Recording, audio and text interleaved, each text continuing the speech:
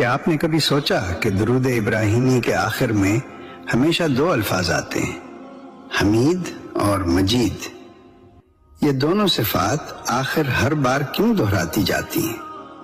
ان میں ایسا کیا راز ہے کہ نبی صلی اللہ علیہ وسلم نے خود یہی الفاظ سکھائے؟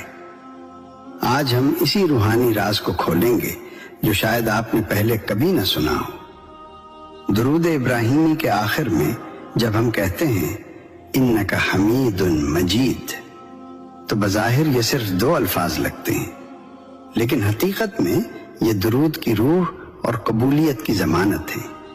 ایک، اللہ کی صفت حمید، شکر اور تعریف کا مرکز۔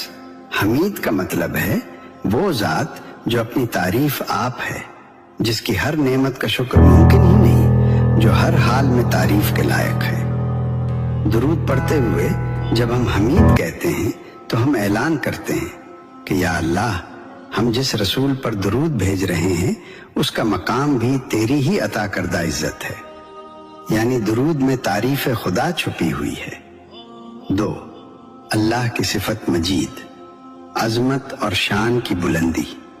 مجید کا مطلب ہے وہ جو بڑائی والا ہے، جس کی شان بے حد ہے، جو عزت بھی دے اور اسے بلند بھی کر دے۔ درود کے اس حصے میں ہم اللہ کی عظمت کا اعتراف کرتے ہیں کہ یا رب، ہم جس نبی پر رحمت مانگ رہے ہیں ان کی عزت بھی تیری شان کے مطابق ہی ہو، یعنی یہ صفت نبی صلی اللہ علیہ وسلم کی عظمت کی بلندی کی دعا ہے۔ تین، یہی دو صفات کیوں؟ درود ابراہیمی میں نہ رحیم آیا، نہ کریم، نہ کوئی اور صفت، صرف یہ دو، حمید اور مجید۔ کیوں؟ کیونکہ حمید تعریف کو سمیٹ لیتا ہے اور مجید عظمت کو سمیٹ لیتا ہے۔ تعریف پس عظمت، درود کی مکمل روح، یعنی اے اللہ، ہم تیرے محبوب صلی اللہ علیہ وسلم کے لیے ایسی رحمت اور ایسی برکت مانگتے ہیں جو تیری تعریف اور تیری شان کے لائق ہوں۔ چار، درود کی قبولیت کا راز۔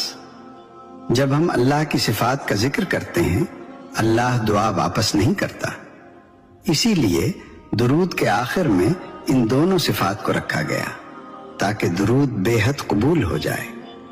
پانچ، اللہ کی حمد، نبی صلی اللہ علیہ وسلم کی عزت، کامل درود۔ یہ دو صفات دراصل ہمیں یہ سبق دیتی ہیں کہ نبی صلی اللہ علیہ وسلم کی شان بلند کرنا، اللہ کی تعریف بیان کرنا، دونوں ایک ہی درود میں اکٹھے ہو جاتے ہیں۔ یہی درود کو سب سے افضل بناتا ہے۔ درود ابراہیمی کے یہ دو الفاظ بظاہر چھوٹے ہیں، مگر ان میں اللہ کی دو عظیم صفات اور پوری روحانی حکمت چھپی ہے۔ اگر آج کی ویڈیو نے آپ کو درود کے اس راز سے قریب کیا ہے تو اس ذکر کو اپنی زندگی کا حصہ بنا لیجئے۔